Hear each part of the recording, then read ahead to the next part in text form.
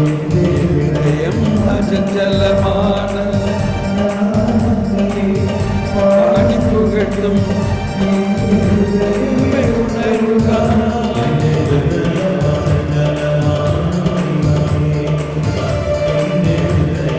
അചഞ്ചലമാണ്,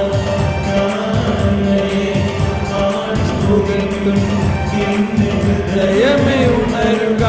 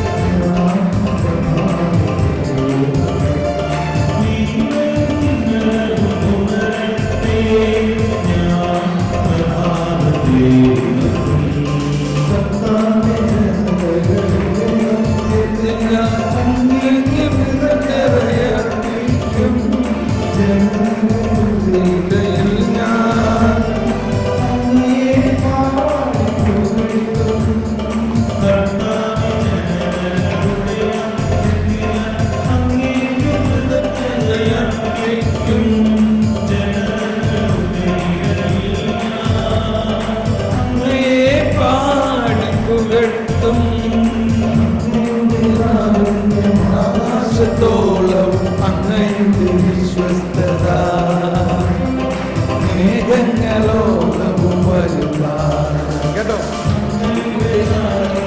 ആകാശത്തോളം വലുതാണ് അങ്ങയുടെ കാരുണ്യം.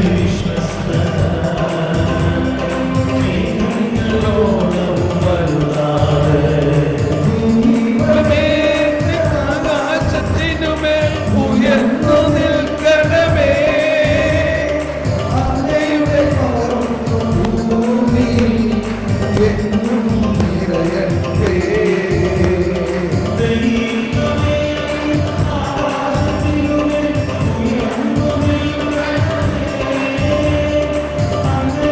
മഹത്വം ഭൂമിയിൽ എന്നും നിറയട്ടെ. കൃപയുണ്ടാകണമേ ദൈവമേ,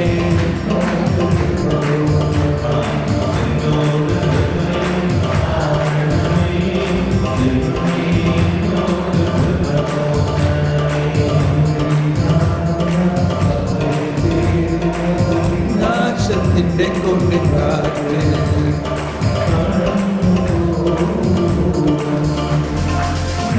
നന്മയുടെ ചിറകിൻ കീഴിൽ ശരണം പ്രാപിക്കുന്നു. താനും ഞാൻ ഭയന്നേലുന്നത് നാശത്തിന്റെ കൊടുങ്കാറ്റ് പോകുമോളം നന്മയുടെ ചിറകിൻ കീഴിൽ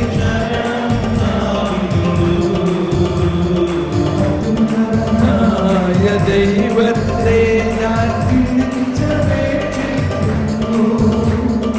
എനിക്ക് വേണ്ടി എല്ലാം ചെയ്തു തരുന്ന ദൈവം. ദൈവത്തെ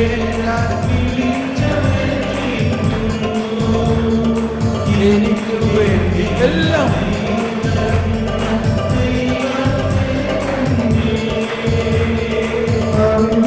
സ്വർഗത്തിൽ നിന്ന് സഹായമയച്ചെന്നെ രക്ഷിക്കും. എന്നെ ചവിട്ടി മരിക്കുന്നവരെ അവിടുന്ന് ലജ്ജിപ്പിക്കും. സ്വർഗത്തിൽ നിന്ന് സഹായമയച്ചെന്നെ രക്ഷിക്കും. എന്നെ ചവിട്ടി മരിക്കുന്നവരെ അവിടുന്ന് ലജ്ജിപ്പിക്കും. ദൈവം തന്നെ കാരുണ്യവും വിശ്വസ്തതയുമായി കൃപയുണ്ടാകണമേ.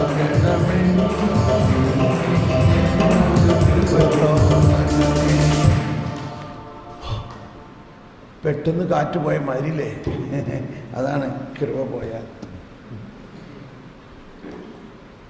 ഈ സങ്കീർത്തനത്തിൽ എവിടെയാണ് ഈശോ? ഈശോ ഉണ്ടോ അതിനകത്ത്? അതാണ് ഓരോ സങ്കീർത്തനങ്ങളും ഇവൻ പഴയ നിയമം വായിക്കുമ്പോഴെല്ലാം അതിലെവിടെയാണ് ഈശോ ഒളിഞ്ഞിരിക്കുന്നതെന്ന് പറഞ്ഞു. അതാണ് പറഞ്ഞത്, സങ്കീർത്തനങ്ങളിലും മോശയുടെ പുസ്തകങ്ങളിലും എന്നെക്കുറിച്ച് പറഞ്ഞത് പൂർത്തിയാകണ്ടേ. ഇത് വളരെ മനോഹരമായ, ഇസ്രായേൽ എന്നും പാടി, ഈശോ തന്നെ എന്നും പാടി, ആ രക്ഷ മനുഷ്യൻ പാപം മൂലം വീർപ്പ് മുട്ടുകയാണ്. ആ വിനാശത്തിൻ്റെ കൊടുങ്കാറ്റ്, വിനാശത്തിൻ്റെ കൊടുങ്കാറ്റ് എന്ന് പറയുന്നതിന് ഭയങ്കര അർത്ഥമാണ്. വിനാശത്തിൻ്റെ കൊടുങ്കാറ്റ് എന്ന് പറയുമ്പോൾ, കൊടുങ്കാറ്റിൻ്റെ പ്രത്യേകത എന്താ? കൊടുങ്കാറ്റിൻ്റെ ഒരു നല്ല ഗുണം എന്താ? കൊടുങ്കാറ്റിൻ്റെ ഒരു ഗുണം എന്താ? കൊടുങ്കാറ്റിനെ എപ്പോഴും നമ്മൾ ഗുണമായിട്ട് കാണാറില്ല. കൊടുങ്കാറ്റിൽ ഉള്ള ഒരു ഗുണം എന്താ? കൊടുങ്കാറ്റിൻ്റെ ഗുണം, അത് ഒരു സ്ഥലത്ത് നിൽക്കില്ല, അത് വന്നാൽ ഉടനെ പോകും. അത് വന്നാൽ ഉടനെ പോകും. അതാണ് കൊടുങ്കാറ്റിൻ്റെ ഗുണം.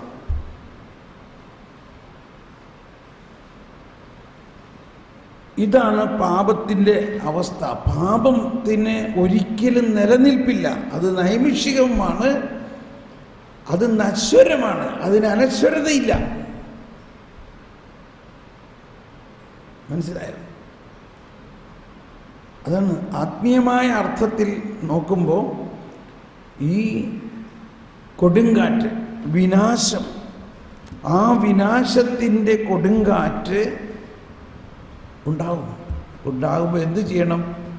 അത് നല്ല ഉറപ്പാണ്, അത് കുറച്ച് കഴിഞ്ഞാൽ പോകും എന്നുള്ളത് നല്ല ഉറപ്പാണ്. എങ്ങനെ? കൊടുങ്കാറ്റാണ്. കൊടുങ്കാറ്റോടത്ത് നിൽക്കില്ല. അത് ഊതാൻ തുടങ്ങുമോ വിചാരിച്ചോ, അല്പസമയം നമ്മൾ കർത്താവിൻ്റെ ചിറകിൻ കീഴിൽ അങ്ങ് മാറി നിന്നാൽ മതി. ഇത് നമ്മുടെ വീട്ടിലുണ്ടാവുന്ന കൊടുങ്കാറ്റിൻ്റെ ഇതൊക്കെ തന്നെയാണ്. വിശ്വസിക്കണം ആ സമയത്ത് കൊടുങ്കാറ്റ് വരണ്ട്, എന്ത് വേണം? ഇത് പോയിക്കോളും. ഞാനങ്ങയുടെ ചിറകിൻ കീഴിൽ. അപ്പം എന്നോട് കൃപയുണ്ടാകണമേ ദൈവമേ, എന്നോട് കൃപ തോന്നണമേ. അപ്പം എന്താണ് ഈ കൃപ? എന്താണ് വാസ്തവത്തിൽ ഈ കൃപ? കൃപ എന്ന് പറഞ്ഞാൽ എന്താ?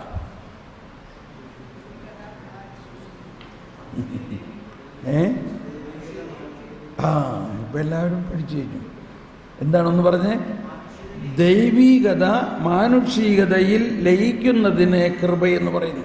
എല്ലാവരും ഒന്ന് വലതുകരം ഉയർത്തി. വലതുകരം ദൈവികതയാണ്, ഇടതുകരം മാനുഷികതയാണ്. നമുക്കൊരു ചെറിയ ഡാൻസ് ഉണ്ടോ? എന്താണ് ഡാൻസ്? ദൈവികത മാനുഷികതയിൽ ഇങ്ങനെ ലയിക്കുമ്പോൾ എന്ത് സംഭവിക്കുന്നു? മാനുഷികത വിടല്ലേ പിടിച്ചോ. അങ്ങനെയല്ല, ഇങ്ങനെ മോളിൽ നിന്ന് ഇങ്ങനെ വന്ന് മാനുഷികതയുടെ ഉള്ളിലേക്ക് ഇങ്ങനെ കയറി ദൈവീകത അതിൽ ലയിച്ചു കഴിയുമ്പോൾ മാനുഷികത ദൈവികതയായിട്ട് മാറുന്നു. അതാണ് നമ്മൾ വിശുദ്ധ കുർബാനയിൽ ഇവിടെ ഇരുന്ന കുർബാന പുസ്തകം അതങ്ങെടുത്തോണേ.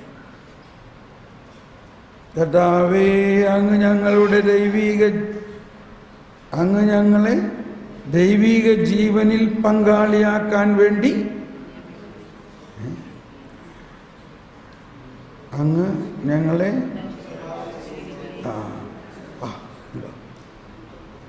നിന്റെ ദൈവിക ജീവനിൽ ഞങ്ങളെ പങ്കുകാരാക്കുവാൻ നീ ഞങ്ങളുടെ മനുഷ്യ സ്വഭാവം സ്വീകരിക്കുകയും അധപ്പതിച്ചു പോയ ഞങ്ങളെ സമുദ്ധരിക്കുകയും മൃതരായ ഞങ്ങളെ ജീവിപ്പിക്കുകയും ചെയ്തു.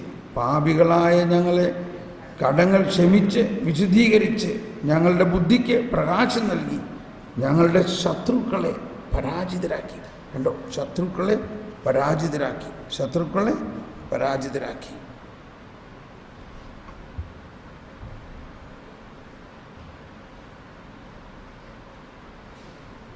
അപ്പോൾ കൃപ എന്നതിനെക്കുറിച്ച് നല്ല ഒരു ബോധ്യം ഉണ്ടാവണം. ദൈവിക ജീവൻ, ഈ ദൈവിക ജീവൻ ദൈവം നമുക്ക് നൽകുന്നത് ചുമ്മാ അങ്ങെടുത്ത് തരല്ല ചെയ്തത്. കുരിശിൽ അല്ലെങ്കിൽ ഭയാനകമായ പീഡ അനുഭവിച്ചുകൊണ്ട് ദൈവം തൻ്റെ ജീവനെ ആത്മദാനമായിട്ട് നമുക്ക് നൽകുകയാണ് ചെയ്തത്. ആത്മദാനമായി. ഇസ്രായേൽ ജനം 1000-ലധികം വർഷങ്ങൾക്ക് മുമ്പ് മുതൽ പരിശുദ്ധാത്മാവ് അവരെ കൊണ്ട് പ്രാർത്ഥിപ്പിച്ചതാണ് ഈ സങ്കീർത്തനം. എന്നോട് കൃപയുണ്ടാകണമേ ദൈവമേ, എന്നോട് കൃപ തോന്ന. കൃപ അവരന്ന് പ്രാർത്ഥിച്ചു. അതാണ് പ്രവചനമാണത്. കൃപ വരും.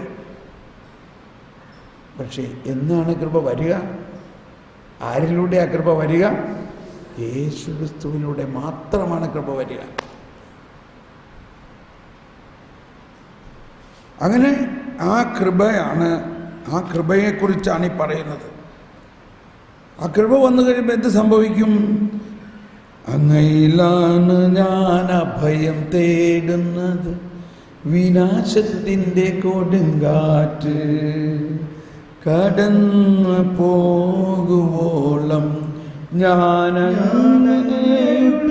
ചിറകിൻ കീഴിൽ ശരണം പ്രാപിക്കുന്നു.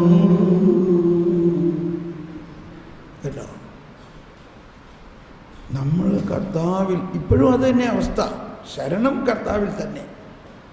നമ്മുടെ സ്വന്തം ശക്തി കൊണ്ട് ഈ കൊടുങ്കാറ്റിനെ മാറ്റാൻ പറ്റുമോ? കൊടുങ്കാറ്റിനെ ഏതെങ്കിലും മനുഷ്യൻ്റെ ശക്തി കൊണ്ട് മാറ്റാൻ പറ്റുമോ? എന്നാൽ ദൈവം കണ്ടോ, കൊടുങ്കാറ്റിലെ ശാന്തമാകും. ശാന്തമായി. ദൈവം കൊടുങ്കാറ്റിനെ ഒരു നിമിഷം കൊണ്ട് ശാന്തമാക്കാൻ പറ്റും. അതാണ് രക്ഷയുടെ. നമ്മുടെ ശക്തിയിൽ അല്ല രക്ഷിക്കപ്പെടുന്നത്. ദൈവത്തിൻ്റെ ശാന്തമായ ആ കൃപ നമ്മിലേക്ക് ഒഴുകുമ്പോൾ ഇതെവിടെ പോയി എന്ന് അറിഞ്ഞൂടാ, ഈ പാപവും തിന്മയും എല്ലാം.